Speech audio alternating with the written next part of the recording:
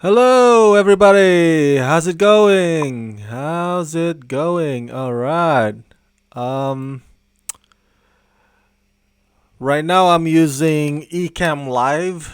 It's on trial basis. I haven't really subscribed to Ecamm Live yet, but I'm liking it. I tried StreamYard and I tried that OBS thing, or is it OSP or OBS? Anyway, the StreamYard had too many limitations, and the OBS thing or OSB, whatever it is, it was too complex and too. It was not user friendly. Ecamm Live is like right in the middle. It hits that sweet spot. So I'm gonna try to master the Ecamm Live for my YouTube live streaming, and I'm gonna try to do it multiple streaming as well. Um, but yeah, this is turning out to be a program that I like, and I'm getting the hang of it. All right, enough of my rambling about Ecamm Live.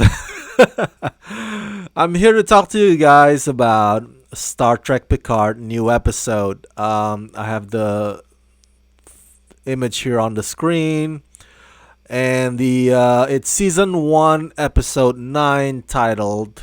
Whew, I hope I can pronounce this. Et in Arcadia, part 1. So part 2 is next week, the finale.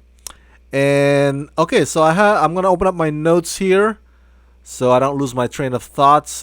Before I go ahead and do that, real quick, just like with many of my reviews of TV episodes that have already aired, because this episode has already aired. Um, this video review contains spoilers. So, spoiler alert, this video review is mainly for those of you, my fellow Star Trek fans, who have also watched today's new episode. Okay, let's see here. By the way, I love this show. I'm just so bummed out that there are only 10 episodes in this first season. Man, I guess it makes you. Here it is. Ooh, I just opened up my note, and the YouTube's notification says like, "Oh, I'm live." Let me see if I click the here. Can I see myself here on my phone? uh, Episodes in this first season. there you go. Man, I guess it makes you. All right, all right. There's a bit of delay there. Okay. Um, the first 7 minutes of this episode is insane. It was so crazy. Holy crap. So many things going on. Like the Borg Cube, the Romulan Warbird chasing after Las Sirenas, the name of the. I keep forgetting the name of the Rios spaceship. Anyway, and then there's giant orchids, and of course there's like this battle between the two spaceships. This is like so cool. The first 7 minutes was so action packed. I wrote it down. It's like, man, it's so intense. I love it. I wish it had drawn out a little bit longer. You know what I'm saying? But for what it is, it's so cool. Those 7 minutes were so intense. Um, and they look cinematic for a TV series, cause or streaming service, I should say, not TV TV in a classic, sense. Um, and this is like a small crew. This is not like a freaking enterprise, So you worry for them, because I thought that, man, the Romulan Warbird is gonna get him, and that's the end. They're gonna be blast the kingdom come. Look at them, There's only what Shoji, Picard, Rios, Raffi, and Agnes. That's it. That's it. What, 5, right? Holy crap, man! So I thought they were gonna like be in deep trouble, but apparently the episode just wants to start out with a bang, which it did, and I loved it. Um, Oh yeah, another thing also, you got to hear Rios cursing in Spanish. Puta madre.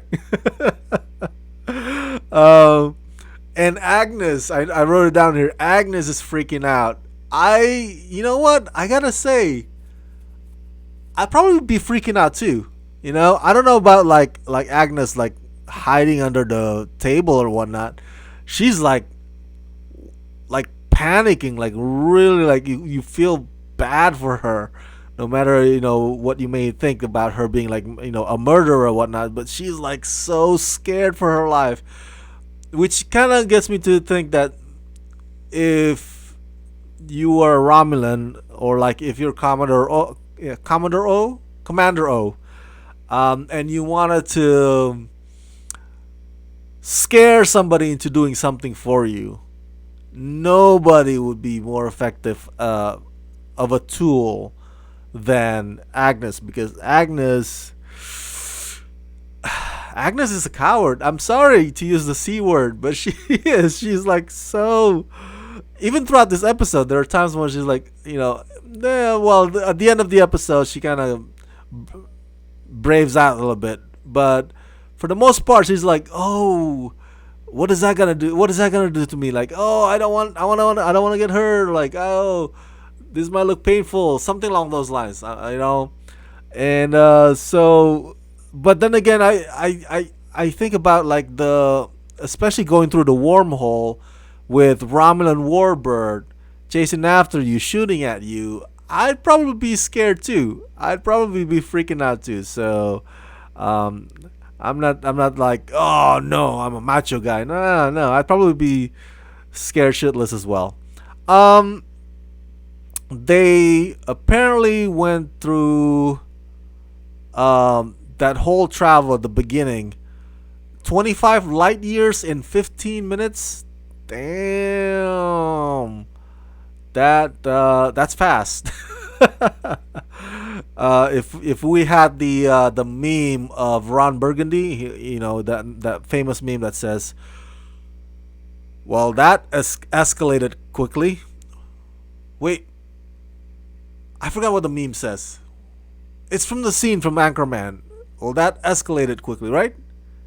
Something along that line. I haven't seen that movie in a while. All right, so yeah, fantastic intro. And then the reveal. Let's talk about the reveal. Picard is dying. Holy smokes! You know what? In a way, it kind of makes sense. What I mean by that is you have this um, aging fella, not to belittle, not to disrespect Picard, but he's up there, you know what I'm saying? And he's up there in age. And so, you wonder throughout this first season, like, what is he trying to prove? Why does he really want to, like, go out back into the cold, like the that one character said. I can't remember his name right now, but it's like, why? What is he trying to prove? Like, you have your legacy, you have even if you have this thing that compels you to do good and to save Shoji, whatever the reason that you convince yourself of. Even that, like, really, you could have just let the if you don't trust the Federation, you could have at least you could have handed the information to somebody else that you trust to do the job.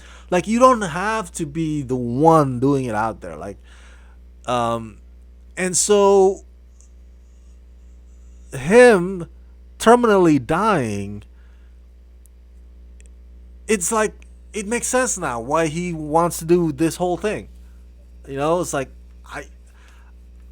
I'm not saying that I know what's in the heart of Picard, but if I were in his shoes, I'd be like, I'm not useless. I'm not gonna let this illness or my condition to define me, or just like, oh, I'm gonna just like sit down and wait till my death arrives. No, I'm gonna go out there, man. I'm gonna be of use. So, and the plot, the twist of plot of him dying also kind of adds to the drama because Picard, of course, not only he's a senior citizen, but he's like this guy that's revered, because of his years with the Federation, with the Starfleet. So like you, it for the story for the writers to add in that he might be dying. That's like the equivalence of. Do you remember Creed movie, the first Creed movie, 2015, when the film had Sylvester Stallone's character Rocky dying? So it adds to the drama, because the other drama is, of course, Apollo Creed's son trying to prove himself worthy of a fighter, right? But then you also have this Rocky dying. This guy with he's a legend. He's got years under his belt. Same thing with Picard here. Like, okay, so and that's usually the go to. That's usually the go to plot for a character that's up there in age. So that's what I mean by it makes sense. Yeah, of course. Of course they're gonna throw in that he might have something that's terminal. Because that's usually what happens with such characters in such a story. Including Rocky Balboa. But yeah, saddened by that, but I think we don't need to worry because the show has been renewed for second season. So at the very least, he's gonna survive at least another season. So that much is gonna happen. Let's see. We in the episode we get to see also Jerry Ryan and Elnor again, 709 and Elnor, um, on the keyboard, just a tiny bit. But I want to talk a bit about the planet or the world that Shoji and Dodge came from. I believe the name is Coppelius. I hope I pronounced that correctly. Or Coppelius. Alright, I wrote down here that the women, the females on Coppelius are all hot. They are like, oh my god, just they remind you of some of the inhabitants of the planets that the original Star Trek series, the original Enterprise crew with Captain Kirk visited. In the 60s. Like the girls are hot, like, and just like Coppelius, like and they wear. Apparently, they wear like thin fabrics, like toga, like freaking ancient Greek, ancient Rome sort of thing. And so it reminds you of the women in Spartacus series, if you've seen Spartacus. So that really stands out. And even the guys too. The guys are all hot, so they're all like models and shit. That scene in this episode when Sutra, and we'll discuss it further later on, when Sutra is giving a speech at the end, telling them like, oh, maybe we should fulfill this prophecy. During that speech, she's giving it to a bunch of her fellow synth, and they're all good looking. Oh my god, so funny, cracks me up. And Sutra's hot too. Sutra's, of course, looks like Shoji and Dodge. Um, Brent Spiner's back, but as a different character. That's pretty awesome. Of course, the legendary Brent Spiner who plays Data. Um, One quick side note: there is one scene that just got me rolling on the floor. I had to like maybe take a couple of seconds of breathing because it was so damn funny. So I don't know if it's intentional, but if it is intentional, then it's the cheesy kind. But even if it's cheesy, I still find it funny. I'm talking about when Sutra said, because they as in the inhabitants or Coppelius people, they bring in Narek, right? Narek gets captured, and they bring him to the prison, and then Sutra comments or makes a comment saying, "Look what the cat dragged in." It's a normal saying, right? But then immediately it cuts to an image or a shot of a cat. I was like, really, really, you gotta make that really obvious.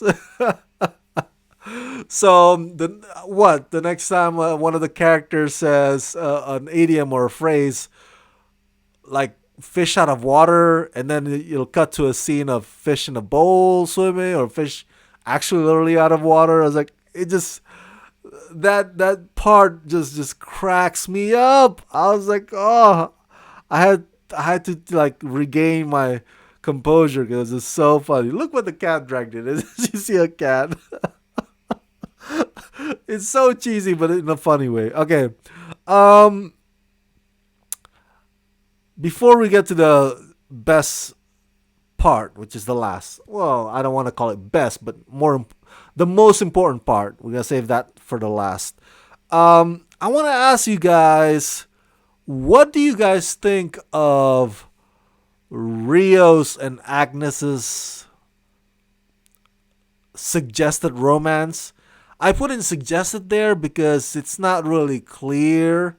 We don't know if they're really romantically involved. I mean, we got to see in previous episodes when it seems like they kiss. It seems like they may have even slept together.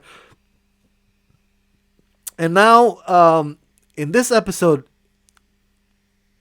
I mean, Rios a couple times when, well, one of them, Sutra tries to like do the whole, my mind with your mind, my thought with your thought, to see what is the thing that frightens or scares the bejesus out of Agnes. Rio steps in and is like, "Oh, whoa, whoa, whoa, whoa, whoa! I don't know if that's a good idea. You just started like recovering. Maybe it is not good to revisit. It's not good to revisit those images again." And then, of course, later on, they had a moment. Agnes and Rios have a moment. Like Rios really cares about Agnes. Like he's protective of her. Now, it boggles me because we know. I mean, you and I know. Well, at least for me, that Agnes is just not. Oh, I don't like Agnes. Okay, she killed Bruce Maddox, and she's a coward, and she's a spy. I mean, those things are like, duh. So I don't get. It boggles me why Rios is so quick to, in a way, be good to her again or be kind to her. Like, I don't know if he forgives her for murdering Maddox and all, being a spy and whatnot. But why is he so quick to like, oh, you want to get it on again? Like, um, not that brazen, but you know what I'm getting at. It's like, really. I mean, you can't just hate her. I mean, she caused all this trouble. Like, although she has a part in it. So I don't get the motivation for this romance on the part of Rios, if you can even call it a romance at this point. Maybe it's just flirting or there's something going on there between them, but I just don't get it. Like, dude, if I were Rios, I'd be like, I would slap I would slap myself in the face, like, get out of here, snap out of it. This girl's not cool. Um, but I think it leads me to the theory that, despite what Agnes did, and it's horrible, obviously, no excusing it, that ultimately, eventually, the rest of that crew, Rafi, Picard, Rios, Elnor, they're gonna embrace her. They're gonna, in their way, forgive her. instead of turning her in. Um, and if that's the case, if that's what they will ultimately decide, that they would just forgive and like, oh, all right, we'll move past this. If they do decide to do that, there is an upside. There's an upside because Agnes is the only medic in the house. She's the scientist, so you kind of need her. There's no other doctor, there's no other medic on board. So, hey, you probably could say like, hey, Raman, what about Rios's hologram? That guy who does it. Yeah, but he's a hologram. I mean, like they can only do so much. They can only go so far. So Agnes is still in a way an asset, if you see it from that point of view, but we'll see. But we will see what happens to her fate.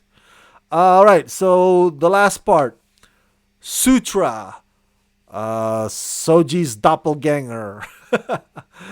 When she sees the images that frightens Agnes, apparently I knew this was coming. I had a feeling that Sutra would be like, huh, maybe this isn't such a bad idea after all. Maybe we don't have to see this or view this on a negative light, like it's something that we need to fear. Like maybe because so obviously Sutra in her speech to the rest of the gang, she is radicalized. She's radical. She's like thinking like, hey, they ban us. They, as in the Federation, ban us, and then the Romulans want to, rain fire on us. Like, then why do we even like try to put our faith in this guy Picard, who's, Federation don't even take him at his word. Like they dismiss him now. So yeah, when Sutra presents that argument, when Brett Spiner's character presents that argument, it's kind of hard to debate against that. You kind of see it from their perspective, like, yeah, I get why you don't want to, rely on Picard or Federation, or like, I get why you might, see those things that Agnes saw as like, this isn't such a bad idea. This is just us fighting back. So, but of course, Picard is an idealist. He doesn't share the same sentiment. But I knew it. I had a feeling that after Sutra sees those flashes of images that disturb Agnes, I had a feeling that Sutra will get it in her head, thinking, this isn't so bad after all. Maybe we should embrace this. Um, my question is to you: is Soji in on it? Because at the end of the episode, it seems that Soji's on the same page, or Soji is in agreement with Sutra. But then again, I don't know if that's really the case. It seems that maybe Soji might just play along with Sutra at this point, so that they won't do anything to hurt Picard any more than just like throw him in a house arrest. Um, Maybe it's just a ploy on Soji's part. I want to believe that. I want to believe that Soji doesn't really, share Sutra's conviction 100%. Um, I think there's a part in Soji, even if that doubt, that seed is in her heart, in her mind. Even that, despite that, I think there is a big part of her that is grateful for Picard. There's a part of her that's good, and that that might be idealist just like Picard. So at least that's my hope. But I don't know. Maybe I'm wrong. Maybe she is on board with Sutra the whole way. But right now, I would like to believe that Shoji may have just put on a face in front of Sutra for the sake of Picard. And then next week, we'll see how she quickly turns 180 again. But we'll see. We'll definitely see. I think it's gonna be a great season finale. I'm sad that it's coming to an end, season 1, but you know, I'm happy that season 2 is for sure gonna happen. Um, Judging by the preview for next week's episode, wow, 218 Romulan warbirds. Damn. Did you see the preview for next week's episode? It's like so crazy, man. And I forgot to mention that the visual effects on this show is top notch. Top notch. I mean, not just the interface stuff, but the sequences, like in the beginning, the 7 minutes, it's so. I loved it. I loved it. I love it. They spare no expense. And it looks like for next week's, the visual effects will continue to blow us away. And also on a last note, I did not get to research. Maybe you guys can answer this question. Who composed the theme for Star Trek Picard? Is it Michael Giacchino? Well, whoever it is, man, so good. The emphasis on the cello, it gets me right here. I'm almost teary eyed every time I hear uh, Star Trek Picard main theme music because it's just so. You can't get it out of your head. So catchy. That's it. Those are the notes that I have. Another fantastic episode. We are coming to the end of season 1, and it looks like it's gonna be coming out with a bang. Um, I'm really curious to see Sutra and the rest of the gang, her gang, versus Romulan. That's coming. 218 warbirds. Ooh, it's gonna be quite the massacre, and we'll see if Picard can intervene and prevent that from becoming any worse. So yeah. Oh, I love this show. I love this show. By the way, before I go, one of you guys left a comment last week saying that I spoke too slow in my Star Trek review. Well, you gotta understand, you guys. I can use the excuse that English is my second language, but I can talk fast when I can. I mean, when I feel like it. But the thing is, Star Trek Picard, the new episodes always air every midnight. Right now it's already like what 1 a.m. in the morning. So forgive me if my brain is just. And I don't want to. I don't want to get coffee right now because if I get coffee, then I would end up staying awake instead of falling asleep. Where I should be sleeping after this. So when you are like freaking at 1 a.m. in the morning and your brain is almost shutting down, yeah, naturally you would speak a bit slower. So I appreciate your concern. If you want to play this video on a two or twice the speed, as you say, because YouTube has that function, go ahead, go ahead. I do speak rather slow, and when I'm sleepy right now, like right now, past midnight, I speak even slower. So I get it. I get it. It can get, irritating to some people. Just press that button, that's on YouTube to make this video faster. I will not take offense whatsoever. All right, you guys, share your thoughts in the comment section below. What did you think about today's episode? Did you like it? Did you not like it? Do you agree or disagree with my assessment? Yeah, let me know your thoughts about it in the comment section down below. Subscribe to my channel, press that like button ring that bell, and if you can help support me, please do so at patreon.com/ramascreen. All right, let's see if we can make this. Okay. Uh, this one's bigger, a bit bigger. Okay, we got that covered. And press finish. All right, here you go. Goodbye, everybody. Let's rock this.